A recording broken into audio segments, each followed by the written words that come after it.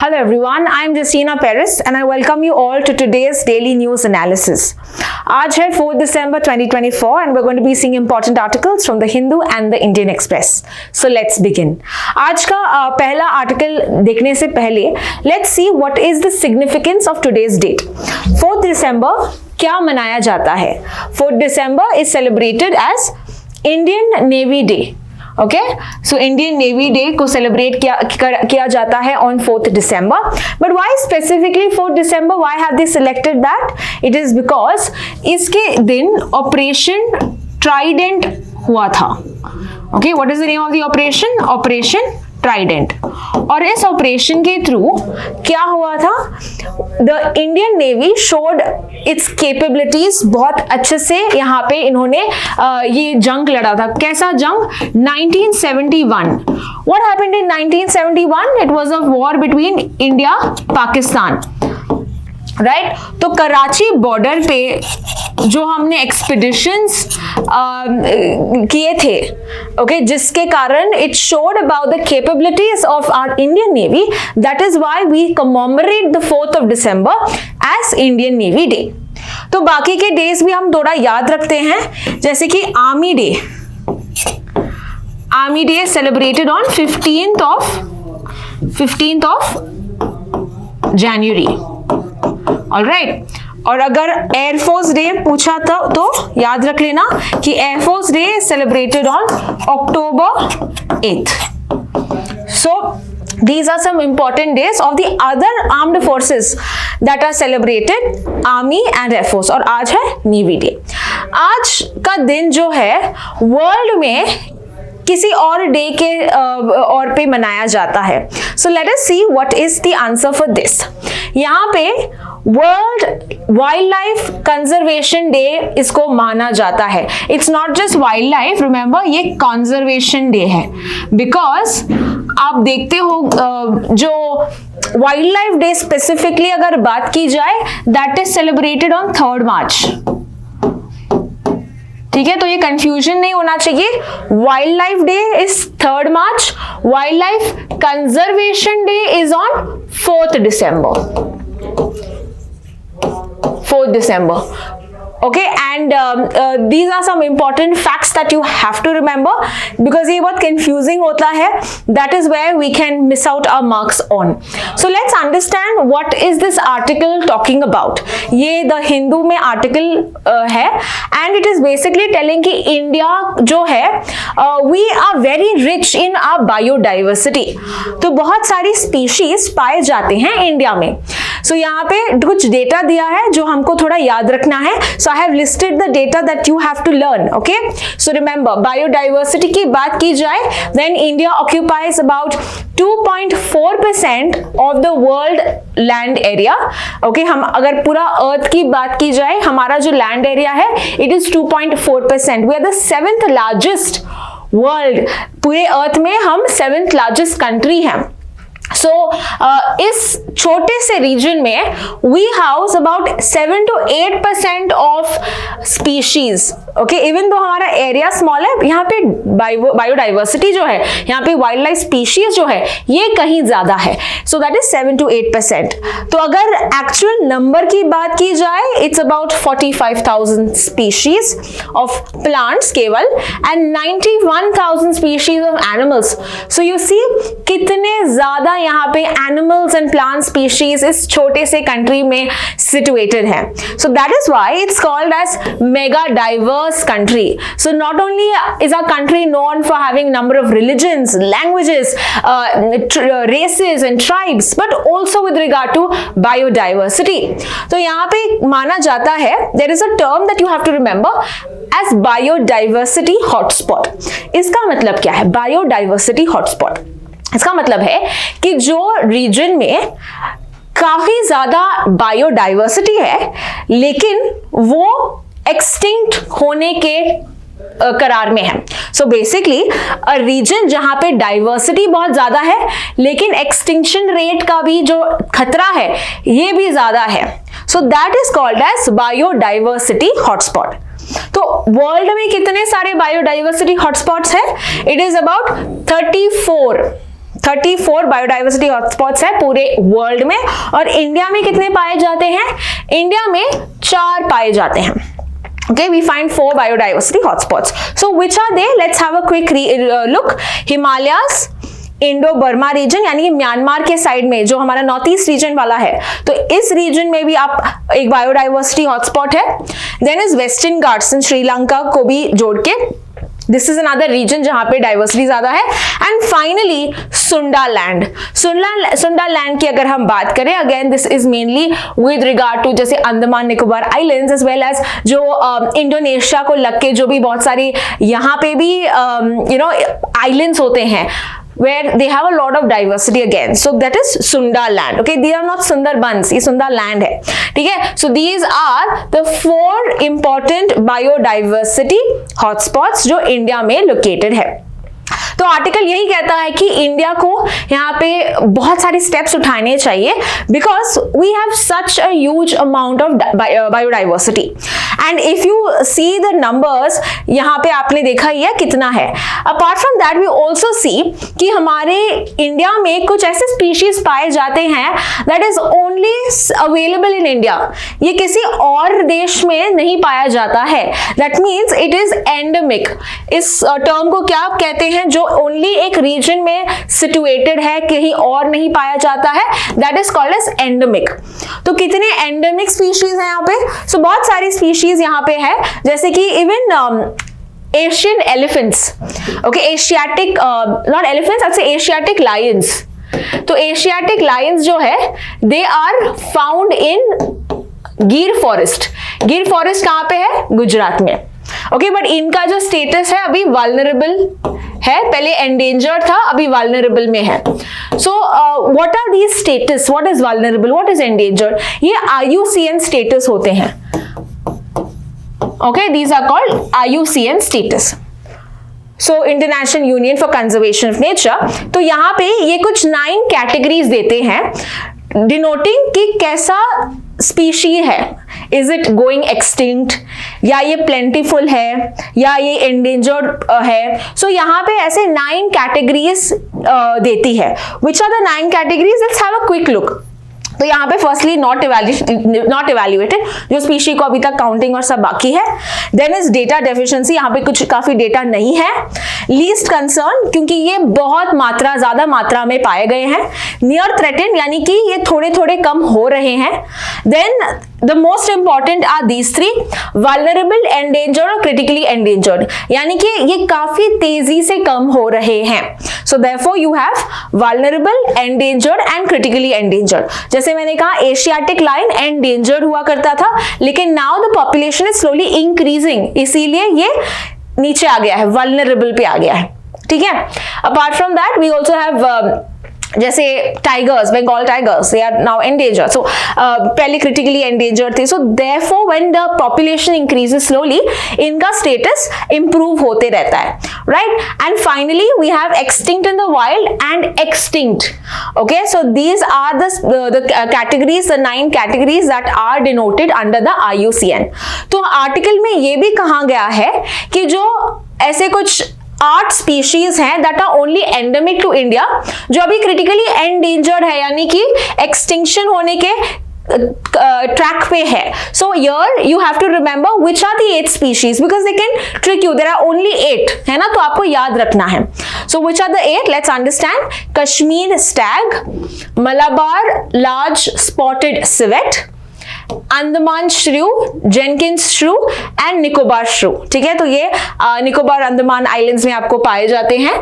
Then you have the flying squirrel, which is called the Namdapha flying squirrel, the large rock rat, and finally the leaf-fletted leaf nosed bat. Okay, so again very interesting names यहाँ पे आपको याद रखने हैं कि कौन से species जो हैं these are specifically endemic to India and they are being critically endangered, यानी वो कम हो रहा है इनका population. So therefore India has to take steps here, and India has also taken many steps with regard to conserving the species. जैसे कि हमने acts लाए हैं, जैसे कि Wildlife Protection Act 1972 में, right? So we have brought about various steps. हमने एक अलायंस भी क्रिएट किया था, international big cat alliance, right ये भी एक क्वेश्चन आया था with regard to your CLAT.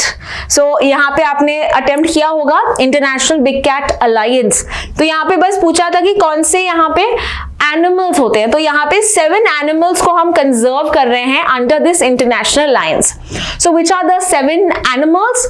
It's lion, tiger, cheetah, leopard, snow leopard,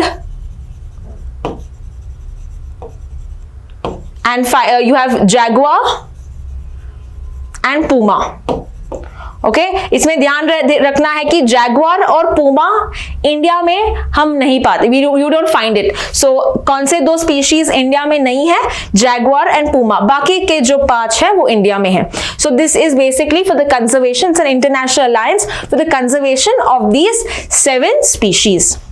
ठीक है, तो ये पूरा हमने आर्टिकल देखा है विद रिगार्ड टू आज के दिन, which is world wild life conservation day. जो वाइल्ड लाइफ डे है, it is on the March 3rd because of the formation of sites, right. This is another convention for जो endangered species का trafficking होता है उसको रोकने के लिए साइट्स करके एक प्लेटफॉर्म है, तो उसके एस्टेब्लिशमेंट में March 3rd was designated as only wildlife day. So anyway, let's get back to our article. The next article जो है, it is talking about जो हमारा सेंटर है यानी मिनिस्ट्री ऑफ होम अफेयर्स, यहां पे इन्होंने कुछ प्रपोज किया है। क्या प्रपोज किया है? प्रपोज किया है यूनियन टेरिटरी ऑफ लद्दाख के लिए। ओके तो कैसे उन्होंने कुछ अच्छे अच्छे प्रपोजल्स रखे हैं, we will understand what are these proposals. तो पहला प्रपोजल है कि हम 95% जो जॉब्स हैं लोकल्स के लिए सीमित रखेंगे। So we are going to reserve 95% of jobs for the local population of Ladakh. इसके अलावा 2 लैंग्वेजेस जो है उर्दू एंड बोती, उर्दू और बोती, इनको डिक्लेयर किया जाएगा as official languages of Ladakh, official languages of Ladakh. तो यहाँ पे 2 लैंग्वेजेस को यहाँ पे सिलेक्ट किया गया है। अपार्ट फ्रॉम दैट इन्होंने ये भी कहा है कि इनको ज्यादा यहाँ पे कॉन्स्टिट्यूशनल रिफॉर्म्स लेके आएंगे with regard to land related issues, with regard to customs and traditions, ताकि उस रीजन के जो भी कस्टम्स होंगे, ट्रेडिशंस होंगे, इसको प्रोटेक्शन दिया जाएगा, दे डोंट गेट लॉस्ट, है ना। तो यहाँ पे कुछ कॉन्स्टिट्यूशनल प्रोविजंस यहाँ पे प्रपोज किया है by the ministry of home affairs. Apart from that we also are going to view 22 pending laws with regard to local concerns, empowerment, wildlife, ये सभी कुछ 22 यहाँ पे प्रपोजल्स वो चेक करेंगे। And there was also going to be a special meeting on January 15th is what the article says.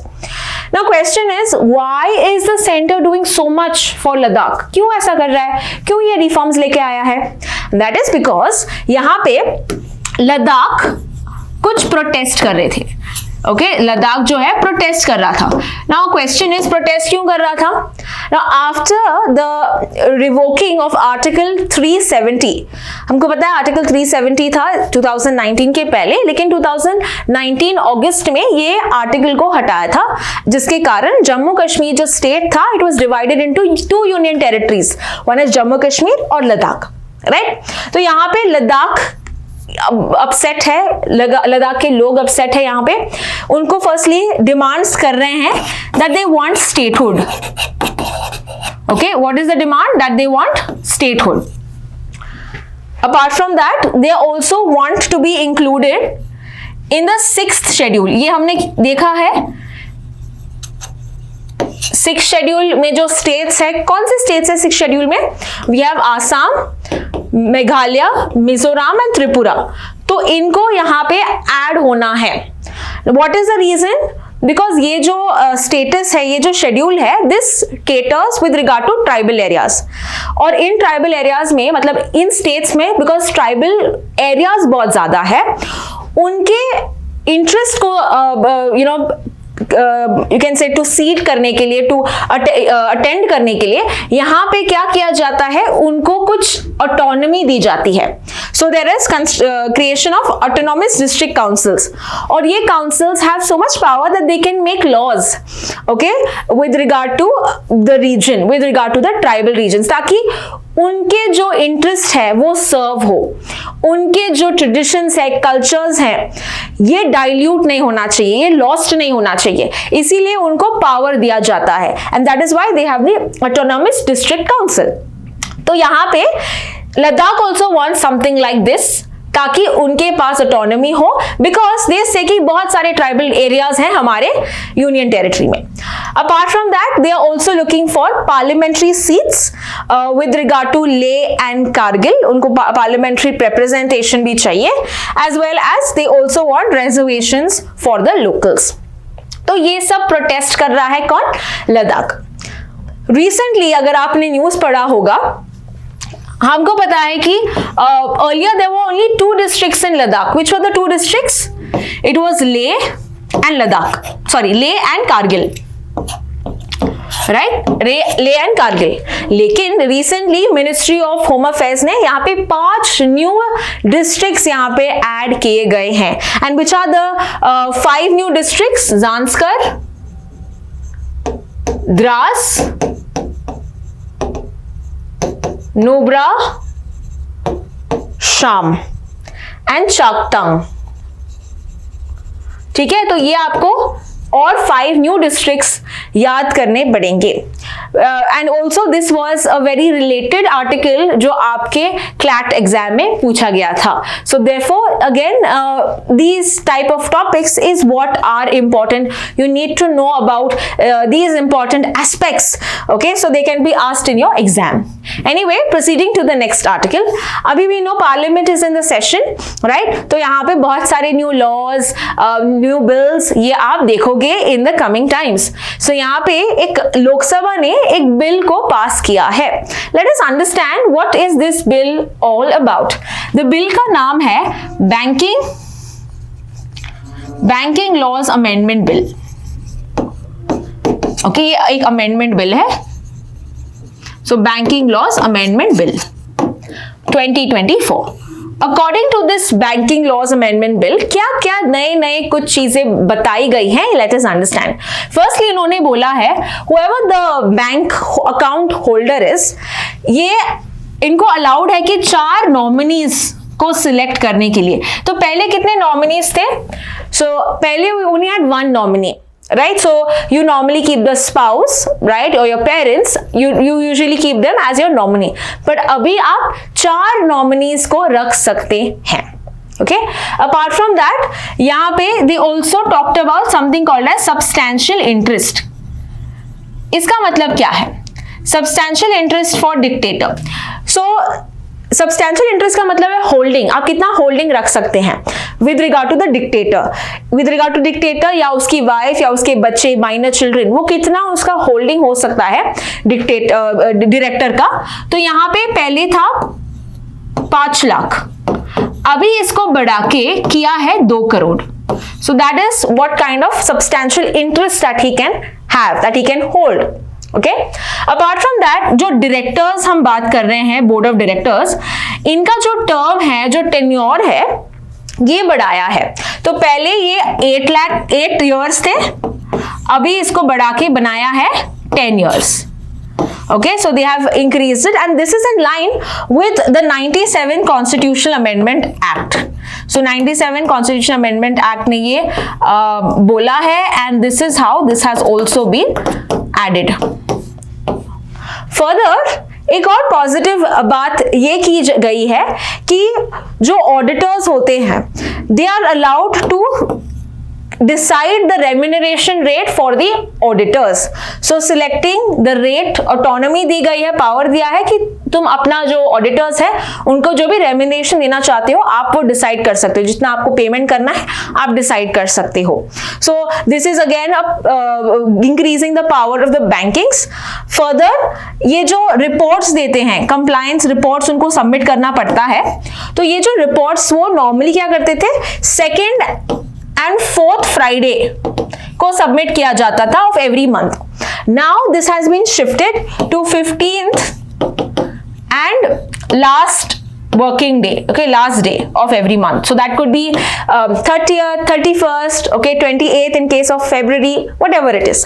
So यहाँ पे 15th और last day को आपको reports, आपके compliance reports submit करना है with regard to these matters, banking matters. So यहाँ पे ये पूरे reforms कौन लेके आया है?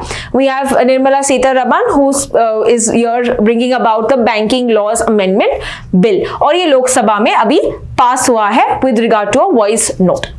Let's understand the next bill that is passed. This is in the Rajya Sabha. इस बिल का नाम है Oil Fields Regulation and Development. Oil Fields Regulation and Development. Who is the oil minister यहाँ पे? It is Hardeep Singh Puri. तो ये जो law लेके आया है mainly with regard to petroleum sector को यहाँ पे ज्यादा रेगुलेट करने के लिए, ऑयल फील्ड्स को ज्यादा रेगुलेट करने के लिए, बिकॉज सी वी नो हम ट्रांजिशन कर रहे हैं to cleaner fuels, cleaner energy, but this has to be smooth, right? ये सडन चेंज नहीं होगा, we are a developing country. तो यहाँ पे टू इंश्योर कि ज्यादा फिर भी इन्वेस्टमेंट आए, टू इंश्योर ज्यादा यहाँ पे चेक्स हो, concern, safety related concerns, infrastructure development concerns, ये सब केटर करने के लिए ये एक बिल यहाँ पे पास किया है राज्यसभा ने। तो क्विकली देखते हैं इसके क्या प्रोविजंस है, की provisions of this bill. Firstly इन्होंने सेपरेट किया है पेट्रोलियम लीज जो है सेपरेट किया है, माइनिंग लीज सेपरेट किया है। So when you are catering to petroleum, okay, natural gas, तो उसके लिए आप, बिकॉज माइनिंग तो किसी और मिनरल के लिए भी हो सकता है, राइट? आयरन, स्टील, कुछ भी हो सकता है। So therefore separating from the mining lease from petroleum lease. So जब companies यहाँ पे forward रखती है, so they cannot just say mining lease, now they will have to specify it as a petroleum lease. Further, ये जो scope है mineral oils, इसका definition और भी broaden किया गया है to cater to take in more mineral oils. Further, leases को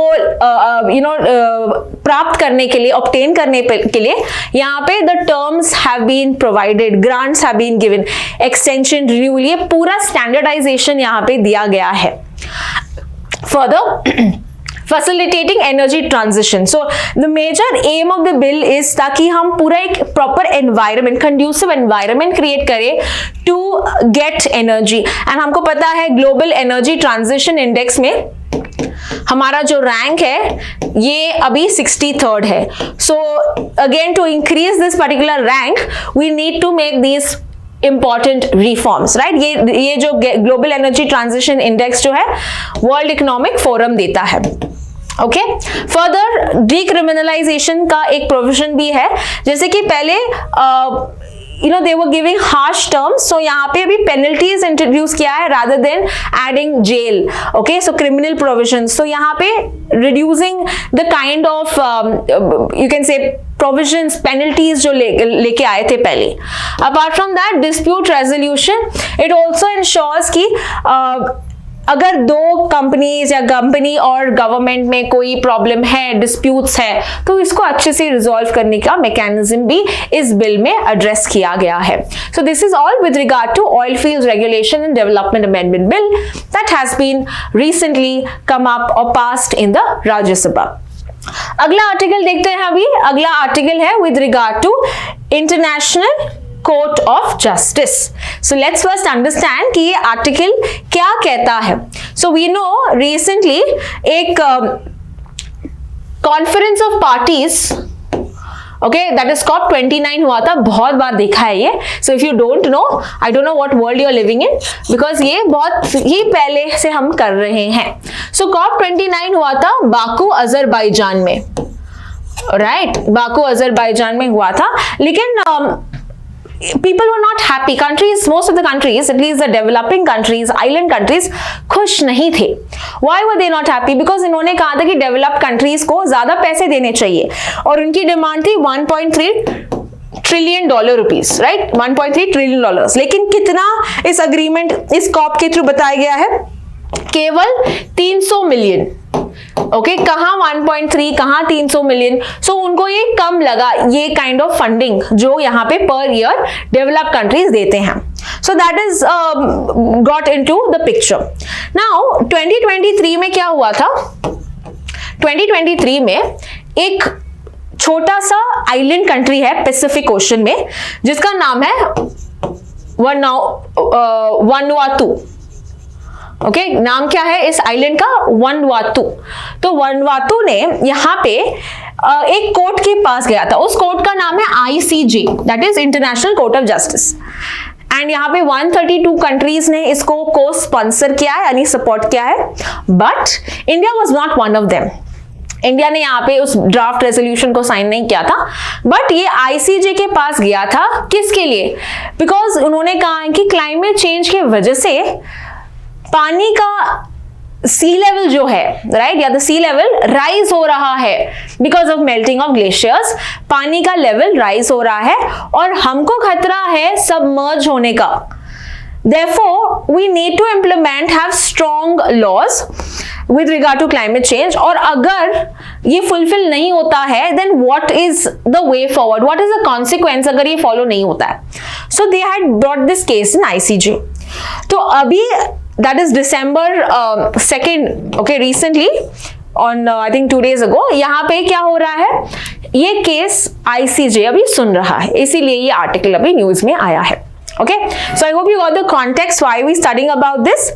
And ICJ अभी क्या करेगा, ICJ चेक करेगा फर्स्टली कि जो लीगल ऑब्लिगेशंस हैं, ओके जो लीगल ऑब्लिगेशंस हैं, so on the developed countries what is it all about. Okay क्या जैसे कि बहुत सारे लॉज हैं, इंटरनेशनल लॉज है, UN क्लॉज है, राइट. सो कौन से लीगल ऑब्लिगेशंस हैं. सेकेंडली अगर वो फॉलो नहीं करेंगे देन उनका कॉन्सिक्वेंस क्या होगा. Okay so second they will talk about, first is what are they and second is what are the consequence. अगर फॉलो नहीं होगा व्हाट इज द कॉन्सिक्वेंस. तो ये दो चीजें ICJ अभी चेक करेगी. So now let's understand more about ICJ then. तो ICJ जो है International Court of Justice, it is one of the principal judicial organs of the United Nations. Okay, जो UN Charter के थ्रू आया था. UN Charter कब आया था, 1945 में, और ये फोर्स में आया था 1946 में. सो आपको पता ही है दूसरे प्रिंसिपल ऑर्गन्स जैसे हमने किया है United Nations General Assembly, United Nations Security Council है ना, ट्रस्टीशिप काउंसिल है, देन इकोसॉक है, economic and social council, right. Then there is United Nations secretariat जो डे टू डे काम वाले करती है, that is secretariat. And finally the sixth organ is ICJ. तो कितने ऑर्गन्स है ICJ के, 6 ऑर्गन्स हैं. एंड ICJ क्या करता है, ICJ जो है it basically solves disputes between the UN member countries. जो लीगल डिस्प्यूट्स होते हैं दो कंट्रीज के बीच में ये सुनता है. एडवाइस करने का यहाँ पे पावर भी है, एडवाइजरी ओपिनियन देने का. तो अभी जो ICJ है ये एडवाइजरी ओपिनियन ही देगा. Okay further with regard to international laws जो डिस्प्यूट्स है वो सेटल करेगा. इसका लोकेशन क्या है, apart from the other, okay, so this is the only principal organ of the UN जो न्यूयॉर्क में स्थित नहीं है. बाकी के जो भी अभी हमने देखे ना ये UNGASC ट्रस्टीशिप ये पूरा कहाँ पे लोकेटेड है, न्यूयॉर्क USA में. but this is the only organ that is not located in USA. then where is located, it's located in Peace Palace in Hague, Netherlands. and further कितने कौन से languages हैं यहाँ पे, they use official languages English and France. Further they have 15 जजेस that are elected. तो 15 जजेस के बेंच यहाँ पे सुनते हैं और ये जो जजेस हैं ये 9 ईयर के टर्म में होता है. यहाँ पे एक इंडियन जज भी है जो है Dalvir Bhandari. Okay, so you can be asked this. Remember, Dalveer Bhandari, he is the Indian judge in this. And यहाँ पे president, vice president जो भी होते हैं ये 3 ईयर टर्म के लिए प्रैक्टिस करते हैं. Further, all UN members are parties to the ICJ statute, okay, and इसके जो भी judgments हैं, they are final and they are binding, and there are no appeals allowed. So this is with regard to the ICJ. So we've understood with regard to ICJ, we've understood कि इनका tenure, इनका judges, ये सब judges भी हम ICJ के judges भी UNSC और UNGA select करते हैं, ठीक है। तो ये सब अच्छी बातें हमने देखी हैं। Let's now proceed to the next article. तो अगला आर्टिकल बहुत ही इंटरेस्टिंग आर्टिकल है। This is with regard to the US pardoning powers and will of course understand about the Indian pardoning powers as well. तो यहाँ पे US के president अभी तक कौन है? अभी तक we have Joe Biden, he is the president, right. So Joe Biden ने एक अनकंडीशनल पार्डनिंग पावर, ठीक है, दिया है अपने बेटे के लिए, who is Hunter Biden. So what do you mean by unconditional pardoning power? ये pardoning power is called as, is an absolute pardoning power. यानी कि जो भी उसने offenses किए हैं उसको माफी दी जाती है ताकि उसको ट्रायल ना हो। Now इससे ये एक important ध्यान में रखना है that it is only giving you saving you from the trial. आपको ट्रायल नहीं देना होगा, पनिशमेंट आपको गो थ्रू नहीं करना पड़ेगा, बट आपका जो रिकॉर्ड है उसमें अभी भी दिखा होगा कि आपने ये ऑफेंस किया है, वो वाइप आउट नहीं होता है। सो आप दोषी जरूर हो बट आपको उसकी सजा नहीं मिल रही, that is absolute power. Okay, so किसको दिया इन्होंने? अपने बेटे हंटर बाइडेन। इनफैक्ट ये कहता है कि ये बहुत ही डिफरेंट स्टैंड है, क्योंकि जो बाइडेन ने पहले कहा था कि ये जो पार्डनिंग पावर है मैं कभी यूज नहीं करूंगा, okay, that is wrong, absolute pardoning power नहीं होना चाहिए, एंड उन्होंने अपने बेटे को यहाँ पे दे दिया है। But he is not the first one, he is not the only one, okay. इसके पहले भी Bill Clinton, we can talk about Donald Trump, okay, उन्होंने अपने जो दामाद के पिता को एब्सोल्यूट पार्डनिंग पावर में माफ किया था, I mean उसकी सजा नहीं दी थी। So he is not the only one. Lot of US presidents have done it before. So what exactly happens here? उन्होंने हंटर बाइडेन ने क्या किया था? He was in terms of convicted for crimes like gun offenses, okay, and certain other federal offences जिन्होंने इन्होंने commit किए थे। और इन्होंने कहा है कि 2014 से 2024 जो भी उन्होंने ऑफेंसेस किए हैं उसको यहाँ पे माफी दी जाती है। He doesn't have to go through the trial although his offence still stands. तो ये है, you can say these are the you can say examples that we've also seen, Bill Clinton, Donald Trump, and how Biden also has done the same thing। और इसमें problem क्या है? Problem ये है, ये नेपोटिज्म है, राइट, बिकॉज आप उस पावर में हो, आपने इस पावर का गलत फायदा उठाया अपने फैमिली को यहाँ पे बचाने के लिए, right. Don't you think this is nepotism, है ना? फर्दर दिस इज मेनली जो दोषी है, okay, who has actually done the crime, you are letting him go off, you're letting him off the loose. So this is something that is wrong, right? However, this is what happens in the US. So therefore many of them, जैसे बहुत सारे activist यहाँ पे complain करते हैं, बहुत सारे यहाँ पे रेस करते हैं, but this is how their government works in the US. So let's understand, India में कुछ ऐसा है क्या? इंडिया में भी पार्डनिंग पावर्स है, बट यहाँ पे दो आर्टिकल्स हैं, आपको ध्यान में रखना है, आर्टिकल 72 और article 161।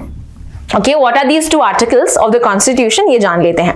So Article 72 of the Constitution ये powers provide करता है किसको? प्रेसिडेंट को, okay, और 161 किसको प्रोवाइड करता है? गवर्नर को। So प्रेसिडेंट के पास under article 72 he has the power to pardon the offenses of a person who has done the crime. So for example mercy petitions, pardoning powers, जैसे कि किसी की लंबी सजा है उसको कम देना, किसी को फांसी की सजा है उसको माफ करना, so that is called as the pardoning powers. Governor के पास भी सिमिलर पावर्स है, बट एक एक्सेप्शन है, गवर्नर फांसी की सजा को रोक नहीं सकता, ओके, जो कैपिटल पनिशमेंट होता है उसको कभी रोक नहीं सकता, that can be only done by the president of India. Okay और ये भी क्या वो अपने मन मर्जी से कर सकता है, किसी को भी पार्डन कर सकता है? The answer is no. ये जो मैटर है again it is binding on the president only with the aid and advice of the council of ministers. तो अगर काउंसिल ऑफ मिनिस्टर्स हाँ या ना बोलेंगे तो ही प्रेसिडेंट और गवर्नर कर सकते हैं। Okay, so this is the special powers that is there in our Indian Constitution, but they are not arbitrary. ऐसा नहीं कि मैं किसी के भी powers यहाँ पे किसी के भी crime यहाँ पे माफ कर सकता हूँ। Further, यहाँ पे एक और सुप्रीम कोर्ट का जजमेंट है, you have to remember this. It's called Epuru Sudhakar case. ये 2006 में आया था, which is said कि जो भी pardoning powers हैं of the president, they are subject to judicial review, यानी जुडिशरी रिव्यू कर सकती है। ऑलराइट, जुडिशरी यहाँ पे रिव्यू करेगी अगर ये आर्बिट्री है, अगर ये it looks very you can say malafide है, अगर कुछ पार्शियल यहाँ पे दिख रहा है। So who can check? The Supreme Court, the judiciary can check.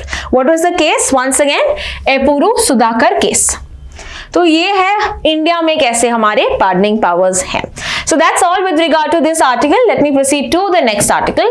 और अगला आर्टिकल है with regard to another COP. Okay so अभी मैंने बताया था आपको कॉप 29, लेकिन वो कॉप 29 किसका है?